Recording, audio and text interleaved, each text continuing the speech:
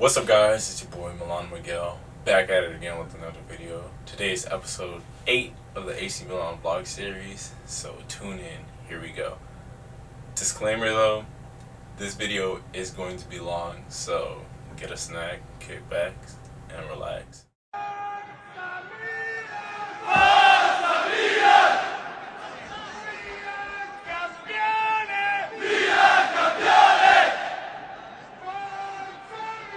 Well, long time no see. It's been about a week or two since I've made a video, but I am back after the international break, so we're gonna catch up on everything that's happened in the last week and a half, and let's get into it. So, in the AC Milan news section, we had a lot of rumors about who was going to be the new coach. Was Giampaolo going to get fired? We had Giampaolo out trending. And in the end, Marco Giampaolo was sacked on Tuesday, October 8th. Despite his win against Genoa, it wasn't enough to prove to the club and the management that he was the man for the job. So respectfully, they sacked him from his position. Now, with Marco Giampaolo being sacked, there was rumors going around who's going to be the new coach for Milan, who's going to be the new manager. Luciano Spalletti, the ex-Inter Milan coach, was in the news in confirmation that a deal had been reached, but then Inter didn't want to pay up all his salary, and he wanted all of his salary's worth, blah, blah, blah. So the deal was cut off, and Stefano Pioli was in the mix. But along the lines of that, previously I mentioned Claudio Ranieri, who was at Roma, was also in the mix, and Arsene Wenger was also rumored to take the Milan position. But in the end, Stefano Pioli was given the job, signed a 2-year deal with AC Milan, and he is now the head coach, head manager. So let's go into the transfer rumor section. In the transfer rumor section, we have Milan are interested in RB Leipzig's defender Upamecano. Good defender, French, strong, physical. He has pace, so it'd be really good. There's a rumor that Everton and Borussia Dortmund are also interested in Ricardo Rodriguez, who I believe will not have another starting spot in Milan's starting 11 unless Theo Hernandez is injured. We also have Ever Banega from Sevilla, who might be in the interest of the club. His contract runs out, so that would be a free transfer. There was grumblings in the mix about Javi Martinez from Bayern Munich, also in the mix. Additionally, Gianluigi Donnarumma. Contract renewal negotiations are supposedly not going well. Milan offered, I believe it was 660 million euros. I believe Milan offered 60 million euros for Gianluigi Donnarumma to extend his contract until 2023. He's currently contracted 2021. But according to my sources, it says that Donnarumma wants double what Milan are giving him. And as we know, Donnarumma's agent is Mino Raiola, and you know how Mino Raiola is when it comes to negotiations with his players and contracts and all that. So it's not looking so bright. I know that PSG is highly interested in Gianluigi Donnarumma, despite that they just signed Keylor Navas from Real Madrid. But we shall see what happens. We also have Enes Tepesic in the mix. There's a rumor that Piatek might be sold. I don't know about that. We just bought him last season, so I don't think they're gonna ship him off. But we shall see. There was a rumor about Salik being in the mix.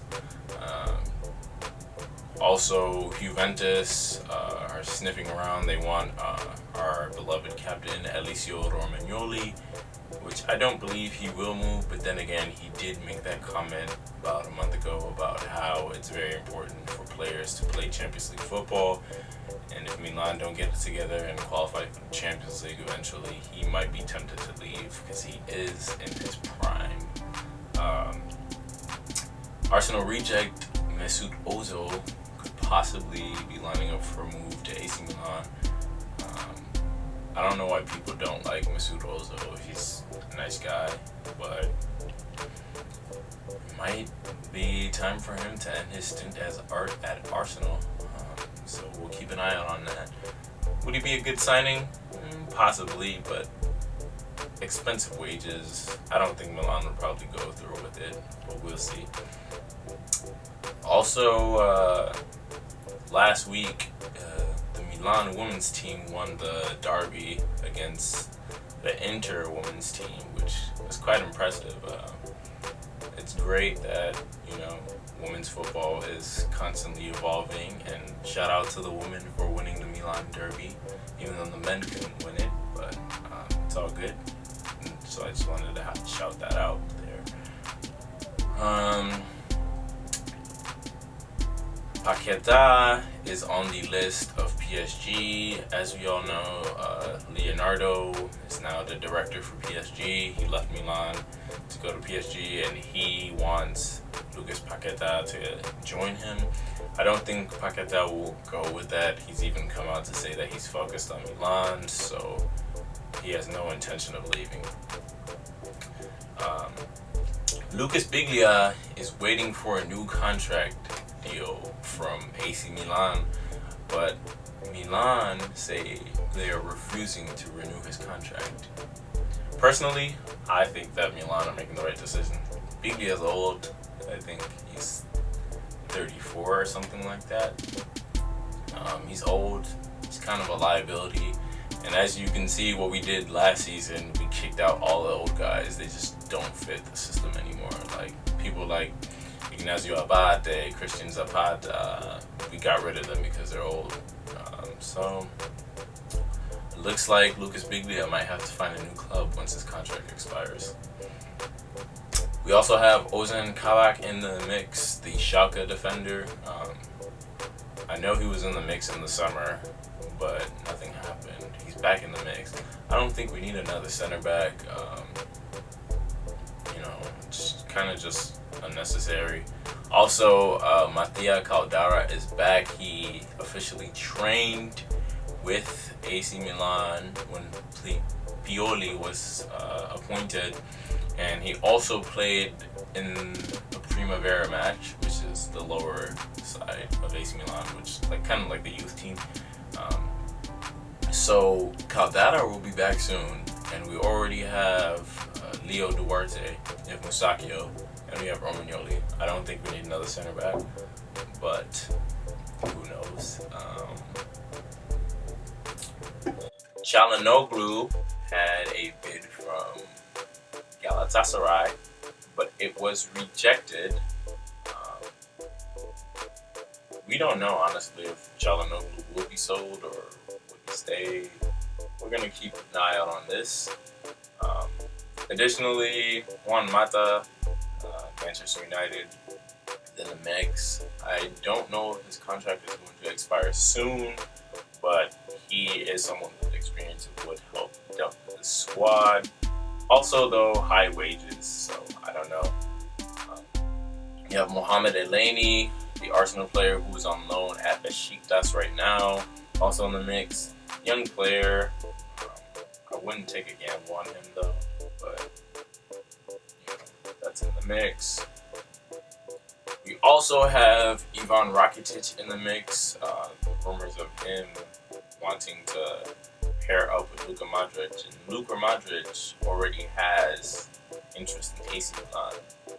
Would have moved here if it wasn't for Real Madrid going through the turmoil that they were going through. So keeping an eye out on that.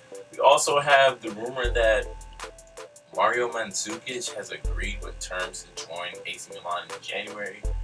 I don't know about that. I don't think Juventus would let Mandzukic go to a rival club. But then again, you never know. I mean, we did get Caldara from them, giving them back Bonucci, but that made sense because you're getting what you wanted for what you lost. So the last thing on the transfer rumor list that I have is Angel Correa may still come to AC Milan. Supposedly they're going to sell Suso to get the funds to get Angel Correa to transfer to AC Milan. That might actually happen. I can see it happening, but we don't know. We'll continue to keep a watch on this until the January transfer window opens. Zlatan Ibrahimovic's stint at LA Galaxy seems to have come to an end. It seems like he will not renew his contract there. Many teams want him, and I think a return to Milan might not be, out of the way. It could happen. It would be amazing. Love Zlatan. But yeah, that's all for transfer rumors today. So, Stefano Pioli. I keep saying Pioli. It's Pioli. Pioli has managed many sides: Fiorentina, Lazio, Inter. There are so many speculations about him coming in. Actually, the hashtag Pioli out was trending the day before he was announced to be the new coach for AC Milan. So, obviously the fans aren't happy with this appointment by the management, but what can you do? You gotta sit back and relax and trust the process. It's definitely a difficult time being a Milan fan. You don't know what's happening with management and a lot of things, but you just gotta keep faith, trust the process, trust Maldini and Boban. But yeah, Pioli is known to play a 4-2-3-1 or 4-3-3. Just so much in the mix. Like, would Rebic start over Piontek? What's gonna happen? Blah, blah, blah. So finally, today we figured out what was gonna happen. So, against Lecce, 4-3-3 was played. No Piontek, no Rebic, as they were rumored that Piontek would be taken out of the starting lineup, which did happen, but it was rumored that Rebic would start the game. And although Piontek didn't start, Pioli said, "I have faith in Piontek, and I know he will get back to his best." So, but we'll get back to that.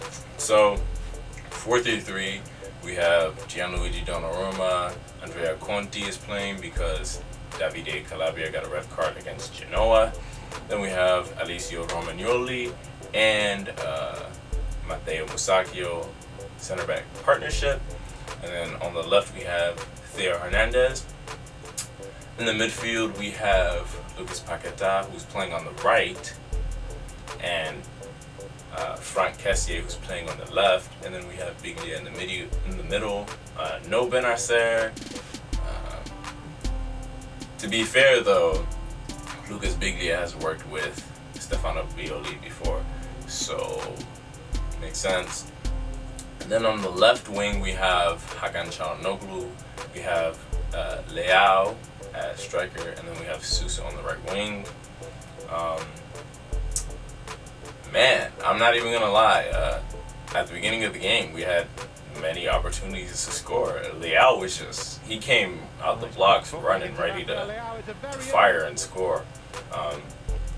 Additionally to that, though, Barcelona are saying that they're keeping, an eye on Leao. They might want to invest in him.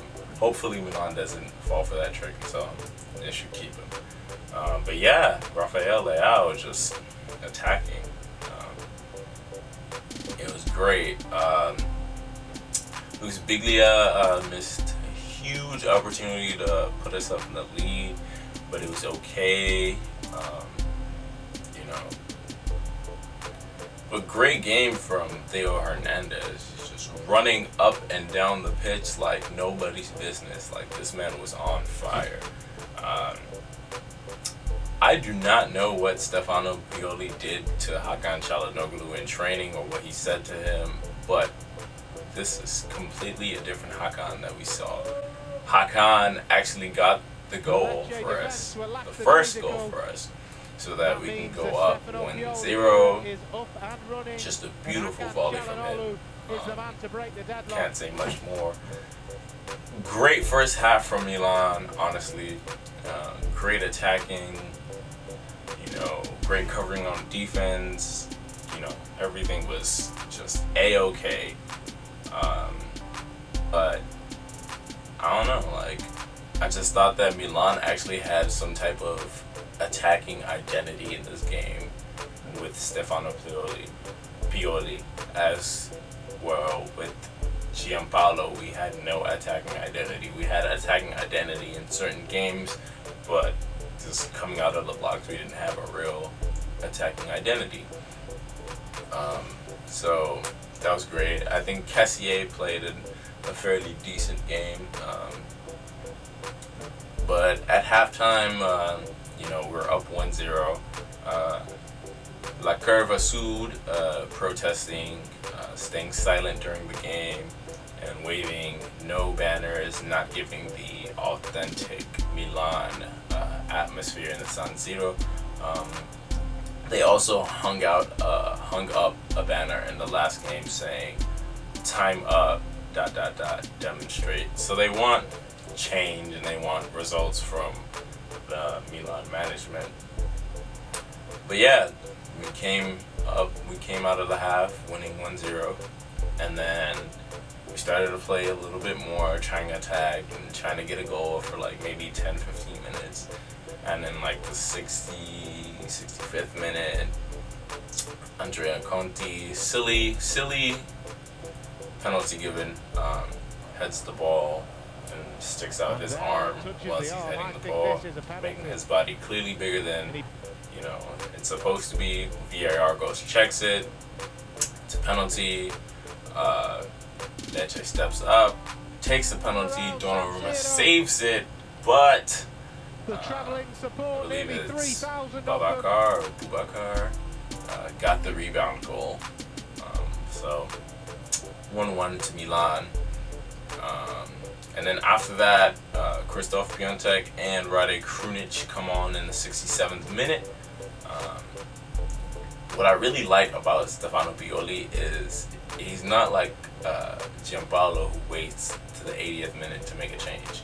As soon as we conceded, he made a change. And honestly, I think that the change was needed, because Leao had ran his butt off and ran out of attacking ideas. So it was good for the change. I think Rade Krunic deserved a chance, so he got his chance. And it was all good. The Lecce coach was shown a red card, and then in the 79th minute, Ante Rebic comes on for AC Milan. Clearly, Pioli wanted to go for the win, so he decided that we need to shift gears and go all out attacking, which made plenty of sense. So in the 81st minute, Hakan Çalhanoğlu assists. The big man, boom, boom, boom, Pistolero Krzysztof Piątek to score his goal from open play. No more penalty goals, guys. So the curse of the number 9 does not exist. Okay? It's not real. But yeah, isn't it odd that Stefano Pioli took out Krzysztof Piątek from the starting lineup, and he puts him on as a sub, and he scores? Genius or what? But yeah, Piatek's goal drought ended, scored, beautiful goal, and Milan's up 2-1. And then we're just playing catch up on defense, and this is Milan's problem. It always happens. 90th minute. Playing catch-up defense, not focusing, not clearing our lines. And out of nowhere, a rocket goal from Lecce. And the game ends 2-2. There was good and bad from this game, but overall, you can see that with Stefano Pioli, we have some type of attacking identity, and I'm kind of actually excited for the future. It seems like he knows what he's doing. A lot of people say, Stefano Pioli is known for working with youth and playing counter-attacking football, so it was sad to not get the win on Stefano Pioli's debut. Also, his birthday kind of sucks, but it definitely was a good game. I saw good things from Milan. We definitely deserve to win. If I pull up the stats here, 65% possession, while Lecce had 35%. We had 22 shots and 6 on target. 22 shots. We had 12 shots in the first half. That's more than averaged in the last 7 games that we've played. I'm telling you, Stefano Pioli is onto something here. But yeah, 13 fouls, 1 yellow card, 1 offside, 8 corner kicks, and 4 saves from our goalkeeper. Not a bad game. Disappointing not to come away with the win, but it happens. It's better for us to drop 2 points than drop 3 points, So it is what it is. Next Sunday we are playing against Roma. It might be a difficult game, honestly, but we got to keep our heads high and continue the journey because it doesn't end here. Serie, we still have a long way to go. It's only the 8th game of 38 games. We still have 30 games to get to top 4, and it's really not that bad. So I will see you guys next week, and Forza Milan. Peace.